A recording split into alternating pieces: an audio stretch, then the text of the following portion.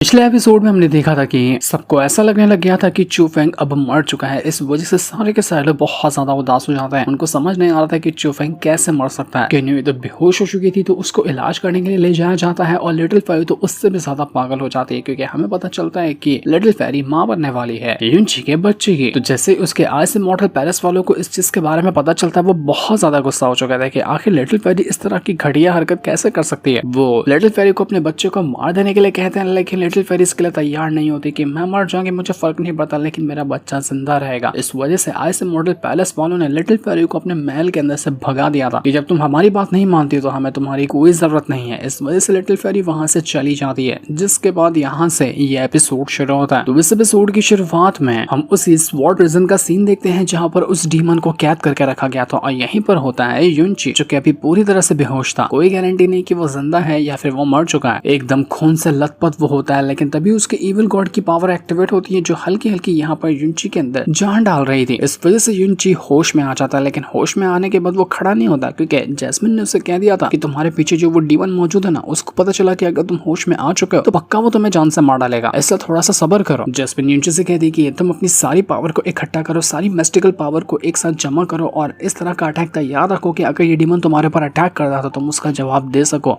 वरना ये तुम्हारी जान ले लेगा अगर उसको पता चला कि तुम जिंदा हो। तो यूनची वापस से अपने इविल गॉड की पावर को इकट्ठा करना शुरू कर देता है ताकि वो यहाँ से भाग सके और उस डीमन से मुकाबला कर सके। दूसरी तरफ हम उस मास्टर की वाइफ को देख पाते हैं जो कि लिटिल फेरी के ऊपर नजर मारता था। वो बहुत ज्यादा खुश होती कि चलो बहुत मजा आया कि आगे ये लिटिल फेरी भागी हमारे आइस इमॉर्टल पैलेस से। अगर वो नहीं गई होती ना तो मेरा हाथ काफी था उसको यहाँ से धक्के मारकर भगाने के लिए। तो दूसरा वहाँ पर मास्टर मौजूद था जो उससे कहने लग गया था कि देखो ये लिटिल फेरी यहाँ से चली तो गई है लेकिन उसकी पावर नहीं गई है, उसके पास उसकी सारी पावर मौजूद है। तो अगर तुम कुछ भी उंगली करने की उसको कोशिश करती ना तो वो तुम्हारी जान ले लेते क्योंकि तुम्हारी और उसकी पावर में आसमान जमीन का फर्क है। तो वो कहने लग जाती है कि तो इसका मतलब कि हम लिटिल फेरी को ऐसे ही जाने देंगे, हमें इतना अच्छा मौका मिला कि वो आइस इमॉर्टल पैलेस से बाहर निकली है तो मौका देखकर उसकी जान ले लेते हैं ना। लेकिन वो मास्टर कहता है कि रुक जाओ, जैसा मैं कहता हूँ तुम्हें वैसा करना है, अभी कोई गलत कदम मत उठाना। इसके बाद यूनची जो था वो तुरंत अपनी सारी पावर को इकट्ठा करता है और एकदम स्पीड के साथ वो फुल रफ्तार में वहां से भागने की कोशिश करता है। पर अफसोस की इस पूरी जगह के ऊपर उस डीमन ने ना पावर से एक बैरियर क्रिएट करके रखा हुआ था जिस वजह से यूनची वहीं से बैरियर से टकराता है और जमीन पे जा गिरता है। तो ये देखकर वो डीमन खूब मजाक उड़ाता है यूनची का कि मजा आ गया, मुझे तो लगा था कि तू टपक गया होगा लेकिन तेरे अंदर तो अभी भी जान बाकी है, पर जान बाकी है तो भी तो क्या ही उखाड़ लिया, तो यहीं पर वापस आकर फंस गया। तुझे पता है तो हमेशा के लिए यहाँ पर कैद हो चुका है, कितना भी कोशिश क्यों ना कर ले, जैसे मैं यहाँ पर सड़ रहा हूँ तू भी सड़ेगा यहीं पे। तो यूनची कहता है कि तेरे से तड़प तड़प कर मैं मरने वालों में से बिल्कुल भी नहीं हूँ, देख तेरे आंखों के सामने मैं यहाँ से बाहर निकल कर दिखाऊंगा। यूनची वापस से अपनी पावर को एक्टिवेट करता है और किसी भी तरह से वो यहाँ से बाहर निकलने की कोशिश कर रहा था। वो अपना एक पर्पल विन हेवनली क्रिस्टल को समन कर लेता है जिसके जरिए वो यहाँ से बाहर निकलने का रास्ता बना रहा था। वो उस क्रिस्टल की पावर को पूरी तरह से अपने शरीर के साथ मर्ज कर लेता है जिस वजह से उसकी जो शरीर में ताकत जो कम हो रही थी वो वापस से इकट्ठा होने लग जाती है और वो पहले से काफी ज्यादा स्ट्रॉन्ग लगने लग गया था। वो डीमन देखकर हैरान हो जाता है कि ये क्या कर रहा है, तो लेकिन तू कुछ भी कोशिश क्यों ना कर ले क्योंकि इस स्वॉर्ड प्रिजन के अंदर आने का सिर्फ एक ही रास्ता है, यहाँ से बाहर जाने का कोई रास्ता नहीं है। तो तू यहाँ से बाहर नहीं जा पाएगा चाहे कितना भी तड़प तड़प कर तू मर जा। मानता हूँ कि तू यहाँ पर होश में आ चुका है लेकिन तुझे पता है कि इस स्वॉर्ड प्रिजन का दरवाजा 20 साल में सिर्फ एक बार खुलता है और मुझे नहीं लगता कि अगले 20 साल तक के तू जिंदा रह पाएगा यहाँ पर। वो तो मैं ही इंसान हूँ जो कि यहाँ पर जिंदा रह जाता हूँ 20-20 सालों के लिए। तो यूनची कहता है कि मुझे 20 साल का इंतजार करने की कोई जरूरत नहीं है, अगर मैं यहाँ पर तुझे जान से मार डालू ना तो ऑटोमेटिक ये स्वॉर्ड प्रिजन जो है वो ओपन हो जाएगा और उसके बाद मैं आराम से यहाँ से भाग जाऊंगा। तो बेटा मैंने तेरी फील्डिंग सेट कर दी है, अब मैं तुझे ही यहाँ पर मारने वाला हूँ। तो ये सुनकर वो डीमन वापस यूनची का मजाक उड़ाने लग जाता है। वो कहता है कि तुझे पता है करीब 100 साल से मैं अकेला यहाँ पर तड़प रहा था, कुछ समझ में नहीं आ रहा था कि क्या करूँ क्या नहीं करूँ, लेकिन आज मुझे यहाँ पर खेलने के लिए खिलौना मिला। तुझे पता है तेरी औकात मेरे सामने सिर्फ एक खिलौने की है जिसके साथ मैं जी भर के खेलूंगा और मन भर जाएगा तो उसको तोड़ दूंगा। जैस्मिन यहाँ पर यूनची से कहने लग जाती कि यूनची पागल तो नहीं हो गया ना, तुम्हें पता है इस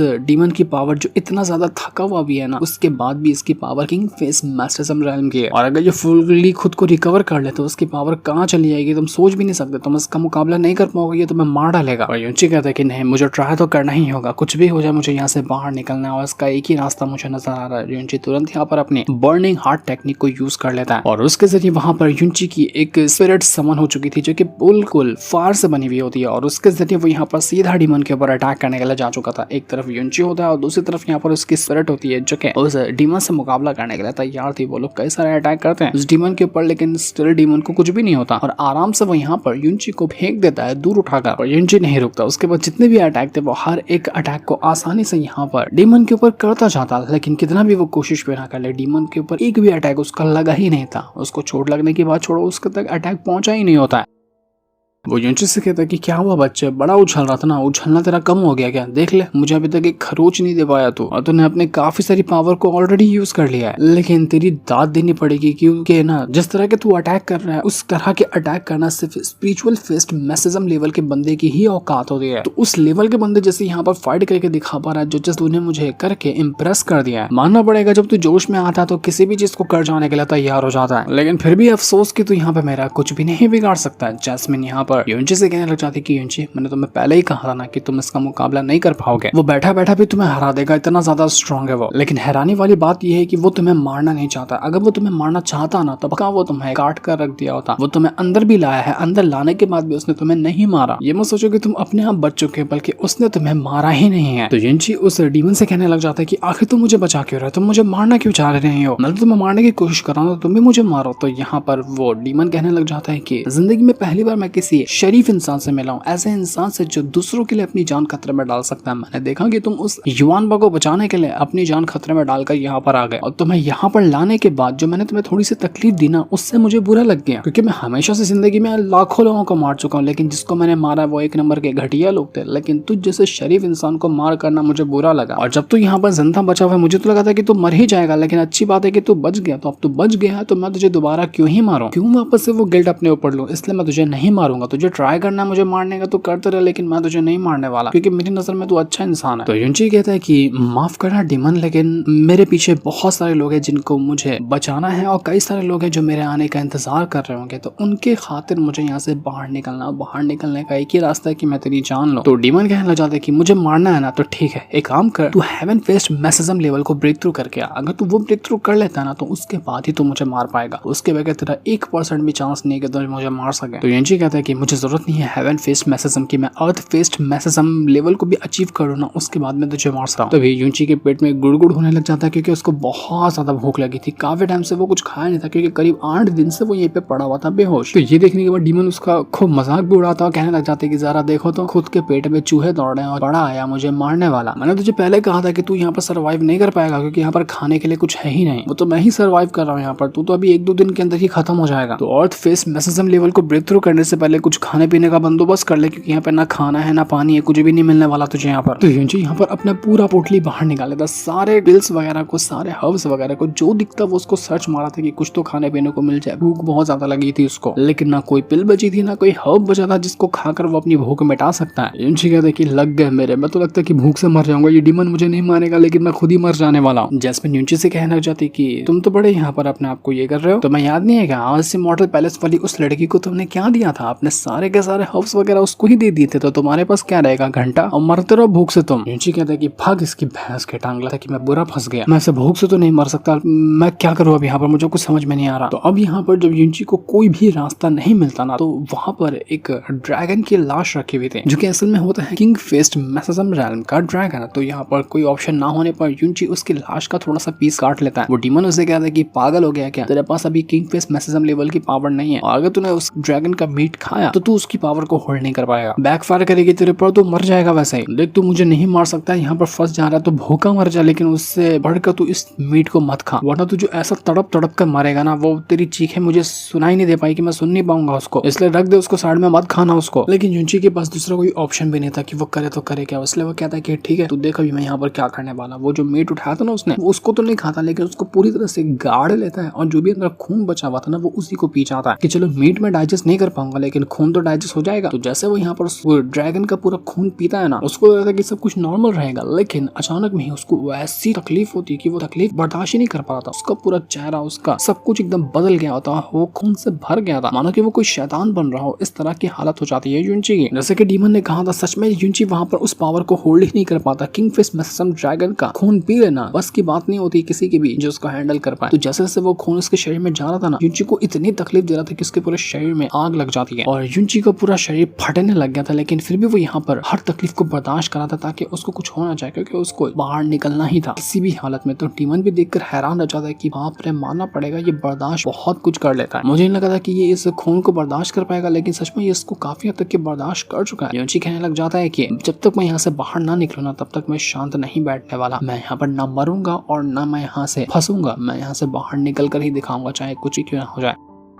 तो ये देखने के बाद वो डीमन कहने लग जाता है कि ठीक है, मैं भी देखता हूँ कि तू ये काम कैसे कर लेता है। लेकिन तभी यहाँ पर उस डीमन को नजर आता है कि जो भी खून अभी यहाँ पर ड्रैगन का युनची ने पिया था ना, वो युनची के शरीर में जाकर स्टेबल हो रहा है। मतलब जितनी तकलीफ देना था वो तकलीफ हो गई, लेकिन अब यहाँ पर युनची मरा नहीं बल्कि स्टेबल होने लग गई वो खून की पावर उसके शरीर के अंदर। और ये जैसे ही ये पावर स्टेबल होने लगती है युनची के शरीर में, तो वो एक अजीब सी पावर को एक्टिवेट कर पाता है, जो कि काफी ज्यादा मिस्टीरियस लग रही थी। और उस पावर का नाम था great way of Buddha art. जैसे बुद्धा कोई आर्ट होता है ना, उस तरह की पावर उसके अंदर एक नई पावर एक्टिवेट होने लग गई थी। जब ड्रैगन की पावर है युनची की पावर के साथ मर्ज हुई, तो इस वजह से ये नई पावर का जन्म हुआ था। और ये जो बुद्धा आर्ट होता है ना, ये किसी के भी शरीर को रिस्टोर करने में काम आता है। मतलब जब वो ड्रैगन की पावर और इविल किंग की पावर आपस में टकराई ना, तो उसने एक ऐसी पावर को क्रिएट किया जो कि किसी के भी शरीर को फिक्स कर सकती है। युनची को जितनी भी चोटें लगी थी, जितना उसको भूख प्यास लगी थी, तो उसको तो साइड ही कर दो, वो तो एक पल के अंदर ठीक हो गया था। लेकिन जितने भी कमजोरी आई थी युनची को, वो सब कुछ ठीक होने लग गया था। युनची रिकवर कर पा रहा था अपने आप को। शुरुआत में जितनी भी तकलीफ उसने झेली उस खून को पीने के बाद, वो सारी की सारी तकलीफ अब खत्म हो चुकी थी। और अब यहाँ पर युनची एक नई पावर को महसूस कर पा रहा था, जिस वजह से उसको बहुत अच्छा लग रहा होता है। वो उस पावर के अंदर पूरी तरह से घिर जाता है। उसको समझ नहीं आ रहा था कि आखिर उसके साथ हो क्या रहा है। और ये पावर यहाँ पर युनची को इतना ज्यादा पावर और प्रोवाइड कर देती है कि ऐसा लग रहा था कि बस वो अपना यहाँ पर ब्रेक थ्रू करने वाला है। युनची यहाँ पर भी नहीं रुकता। अभी तो पिछली बार उसने सिर्फ खून पिया था ड्रैगन का, अब वो उसका मीट भी खा जाता है कि अब मैं मीट को खाकर देखता हूँ कि इससे मुझे कितनी पावर मिलती है। उस खून ने तो मुझे काफी हद तक के स्ट्रॉन्ग बना दिया। अब यहाँ पर मीट की बारी। तो जैसे वो मीट खाता ना, वापस से उसको फिर से तकलीफ शुरू होने लग जाती है। वो वापस से तकलीफ को झेलता, क्योंकि उसको पता था कि अगर थोड़े टाइम तक वो तकलीफ को झेल लेना, तो वो पावर उसके शरीर में स्टेबल हो जाती है और उसके बाद वो उसकी पावर को इंक्रीज करती है। तो नजारा देखकर यहाँ पर डीमन की भी हालत खराब होने लग जाती है कि यार ये बंदा है कि क्या है, ये क्या कर रहा है, इसको तकलीफ से डर नहीं लगता क्या? ऐसा लग रहा है कि सच में ये मुझे मार डालेगा। ये इतना लो रैंक पे होने के बावजूद भी मुझसे लड़कर मुझे मार सका। ये इतना ज्यादा तकलीफ को बर्दाश्त करने वाला हिम्मत वाला बंदा है ये। तो इसी तरह से युनची अपनी कल्टीवेशन करने में लगा हुआ था। ड्रैगन की पावर को वो यूज करता है, उसके जरिए वो अपनी पावर को बढ़ा रहा था।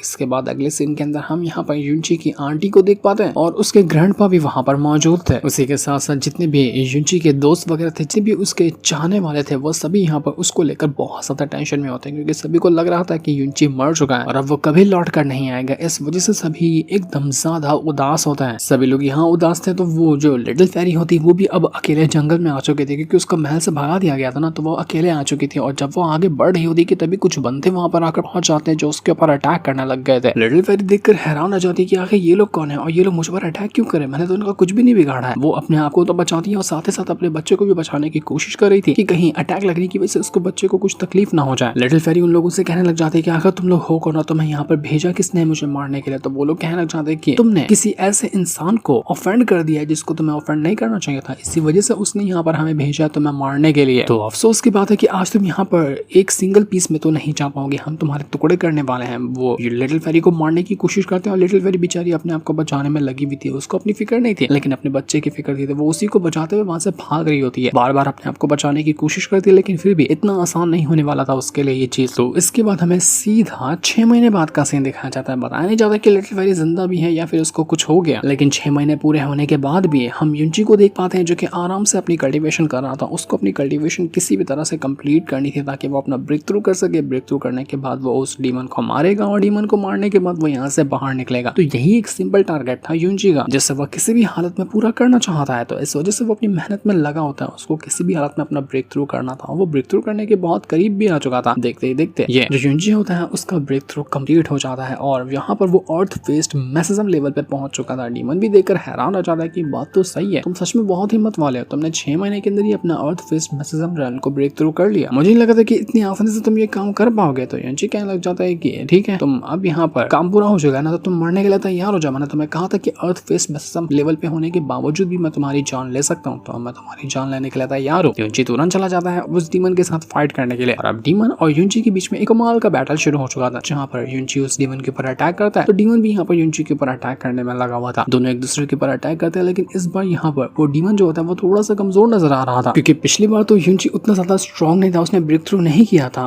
उस डीमन से जब फाइट कर रहा था तो, लेकिन इस बार वो ब्रेक थ्रू कर चुका था। इस वजह से उसका उस डीमन के साथ फाइट करना उतना ज्यादा मुश्किल नहीं हो रहा होता है। इस वजह से जितने मौके मिलते हैं वो मौके का फायदा उठाते हुए उस डीमन को खूब मारता। तो ये देख कर यहाँ पर डीमन हैरान रह चुका था कि सच में ये बंदा तो भड़क चुका, कहीं सच में मेरी जान ना ले, मेरी तो ऐसे ही हालत खराब हो रही है। युनची अपने फिनिक्स गॉड की पावर को भी एक्टिवेट कर लेता है, क्योंकि हमें पता है कि युनची के पास फिनिक्स गॉड की भी पावर है। वो फिनिक्स गॉड की पावर को भी एक्टिवेट कर पा रहा था, फिनिक्स फ्लेम को भी यूज कर पा रहा था, जो कि इससे पहले वो कभी नहीं कर पाता था। लेकिन अब वो यहाँ पर फिनिक्स फ्लेम को यूज करने में उसको कोई दिक्कत नहीं आ रही थी। तो इसी वजह से वो डीमन और जैस्मिन दोनों हैरान रह चुके थे कि युनची तो सच में पहले से बहुत ज्यादा स्ट्रॉन्ग हो चुका है, इतना कि जितना हमने सोचा भी नहीं था कि 6 महीने के अंदर वो स्ट्रॉन्ग हो जाएगा। तो युनची अपनी हिम्मत और ताकत के बलबूते पर यहाँ उस डीमन के ऊपर कई सारे अटैक करता है और सच में वो यहाँ पर कुछ अटैक करने में कामयाब भी रहा था, जिस वजह से उस डीमन का शरीर कटता है और उसको कई सारी जगहों से खून निकलने लग गया था। वो डीमन कहना चाहता है कि मैंने बिल्कुल भी नहीं सोचा था कि ये जो बच्चा है इतना ज्यादा कमाल का बन जाएगा और ये सच में मेरी जान लेने के ऊपर तुल जाएगा। लगता है कि जब तक मुझे मारेगा नहीं तब तक शांत बैठने वाला नहीं है। तो युनची कहता है कि तो सिर्फ एक ही नॉर्मल सा अटैक किया ना, अभी और भी बहुत सारे अटैक करने तुम्हारे पर बाकी है, तो मेरे सारे अटैक को खाने के लिए तैयार हो जाओ। युनची एक के बाद एक करता है कई सारे अटैक करता है उस डीमन के ऊपर और अब यहाँ पर वो फुल कॉन्फिडेंस के साथ अटैक कर रहा था। उसको पता था कि वो डीमन को मार सकता है, तो वो यहाँ पर जितने अटैक करता ना डीमन की हालत खराब होने लग गई थी। लेकिन युनची यहाँ पर हार नहीं मानता, वो हर बार अलग अलग अटैक का यूज करता है और एक बार में वो अटैक करके रुकता नहीं, अंधाधुन अटैक करता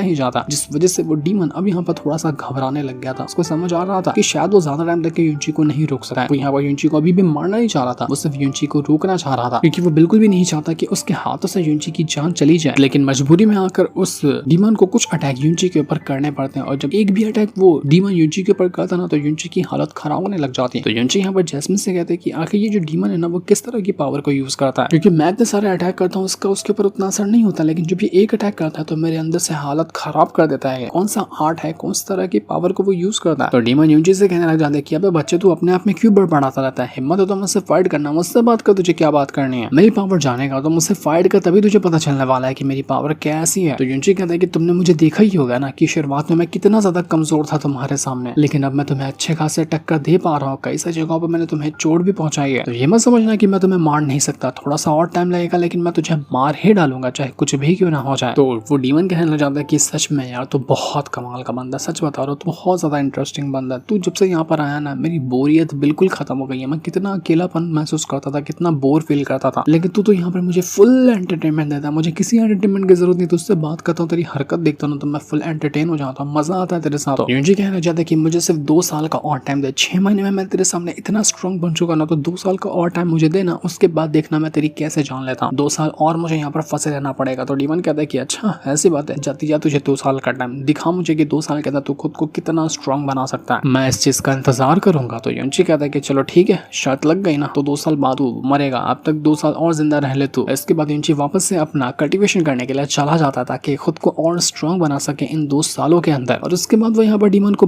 मार कर बाहर निकलेगा। तो इस बार युनची वो जो ड्रैगन की लाश पड़ी हुई थी ना उसको ऐसे कच्चा नहीं खाता, उसको मस्त अपने फिनिक्स पावर का यूज करता है और उसकी फायर पावर को यूज करते हुए पका कर मसाला छिड़क कर खाता है कि कच्चा तो बहुत खा लिया, अब तो यहाँ पर मसाला डाल के खाऊंगा और मजा आएगा। वो यहाँ पर उस डीमन को जला रहा था, वो और टेस्टी टेस्टी खाना बनाता, उसकी खुशबू लेता और थोड़ा सा धक्का मारकर उसको डीमन की तरफ कर देता ताकि डीमन को भूख लगे लेकिन वो उसको खाने को ना दे। तो सच में उस डीमन को भूख लगने लग गई थी, उसको बहुत भूख लगती कि मेरे सामने ये बैठकर इतना टेस्टी खाना खा रहा है और मैं यहाँ पर भूख से तड़प रहा हूँ। लेकिन यहाँ पर उस डीमन का ईगो हर्ट हो जाता है, उसे युनची से मदद मांगकर, तो इसलिए कहता है कि भाड़ में जा, तो मैं भूखा मर जाऊंगा लेकिन तेरे से कुछ भी नहीं मांगने वाला, निकल तू यहाँ से। इसलिए वो नाराज होकर साइड में बैठ जाता है कि ऐसे ही मैं ठीक हूँ। लेकिन जब वो साइड में बैठा था ना उस डीमन को ऐसे उदास देखकर युनची को थोड़ा सा बुरा लगने लग जाता है कि ये सही नहीं कर रहा हूँ मैं। इस वजह से वो उस मीट का टुकड़ा लेकर आता है डीमन के पास और कहता है कि लो खा लो इसे, तुम कुछ भी क्यों ना हो लेकिन तुमने मुझे मारने की कोशिश अभी तक के नहीं की ना, इसलिए मेरा फर्ज बनता है कि मैं तुम्हारे लिए भी कुछ करूँ। तो तुम मेरे सीनियर लगते हो, इस वजह से मैं तुम्हें कुछ दे रहा हूँ, तो मेरी तरफ से इसको एक्सेप्ट करो। दुश्मनी में नहीं दे रहा हूँ, मैं अपनी तरफ से दे रहा हूँ तुम्हें, ये तो खा लो इसको। ये सुनकर वो जो डीमन था वो काफी ज्यादा खुश तो होता है, लेकिन फिर भी वो उसे कहना चाहते कि क्या तुम मुझ पर तरस खा रहे हो, क्या तुम्हें मैं मजबूर लग रहा हूँ जो तुम यहाँ पर मुझे खाना ला कर दे रहे हो। तो युनची कहते कि तुम ऐसा समझ तो सकते हो कि हाँ तुम मजबूर हो, क्योंकि तुम वैसे भी मजबूरी हो ना, तुम थोड़ी ना अपने से खाना वाना ढूंढ सकते हो, मैं तो यहाँ पर आजाद हूँ, मेरे में चेन थोड़ी बंधी हुई है, तो मेरा फर्ज बनता है कि जो भूखा है मैं उसकी मदद करूँ, इसलिए मैं तुम्हें यहाँ पर खाना ला कर दे रहा हूँ। देखो आखिरी बार कह रहा हूँ, नहीं कहोगे तो मैं तुम्हारे सामने यहीं पर बैठकर इसको खा जाऊंगा। तो डीमन कहता है कि ला ठीक है दे दे, हम दोनों की जिंदगी की वैसे भी लगी पड़ी है, दोनों के दोनों यहाँ पर फंसे हुए, तो